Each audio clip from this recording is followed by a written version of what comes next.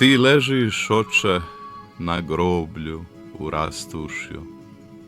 Iznad tebe noć je krila raskrilila. Tavna noć u kojoj kosti odmaraš. Ne dižeš se rano prezoru, ne odlaziš u štalu da konjima baciš sjena u jasle.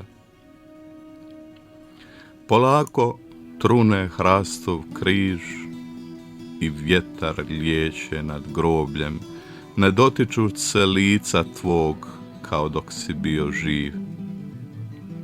Rosa pada po djetelini kraj potoka, u kući je siromaštvo, mir i pljesnivost. Ne brinem se da porodicu osnujem, nit lice da mi sja od sreće domaće. Očinska kuća daleko od mene propada. Da me nisi, oče, u školu poslao, davno bih se već bio oženio. Imao bih 2-3 sinčića, u proljeće bih kopao, plužio, kosio. S jeseni bih rakiju pekao i tukao se pjan sa susjedom.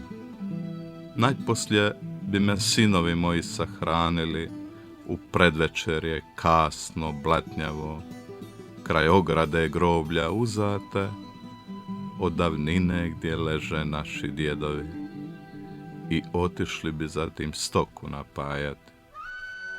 Ali ja bacam srce po tuđa stopala, poznanici skreću glavom, govore da sam lud.